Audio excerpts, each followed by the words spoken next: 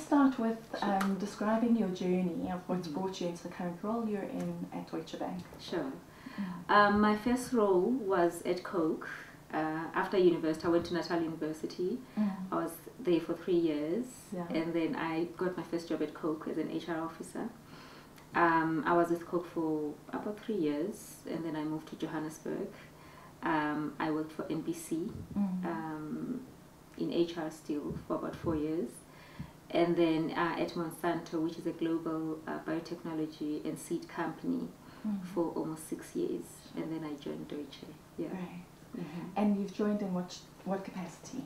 As head of HR. Yeah. And how do you see, I mean, HR's gone through a lot of transition and change over the years.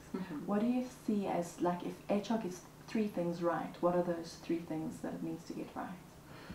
I think the first thing, personally, is get over the idea of we want to sit in the table, because I think business is ready for HR to be in the table. Yeah.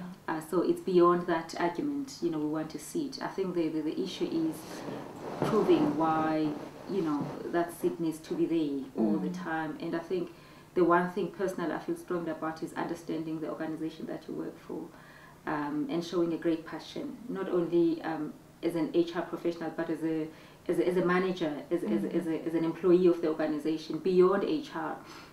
And I think once you prove that passion and understanding of the organization, it's easier to engage with leaders and to actually understand what value you can add.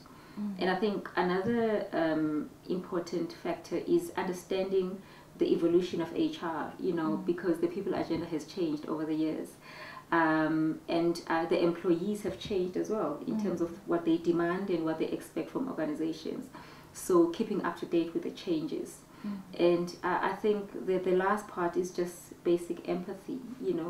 I know it can never be overrated. I think as an HR professional, or even as a leader generally, you need to engage with people and show empathy, and with that you get to understand the organization and the people as individuals. Stunning. So, yeah, I agree with you with the whole empathy thing.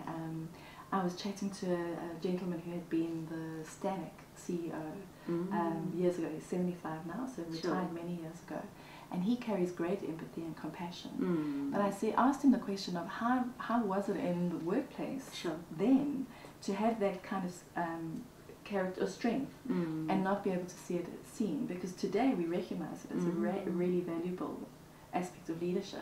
But back then he said he had to totally disassociate from it. He could not, it wasn't about empathy, it wasn't about compassion, it was about delivery to shareholder objectives, and that was it. And that whole challenge and tension he had to keep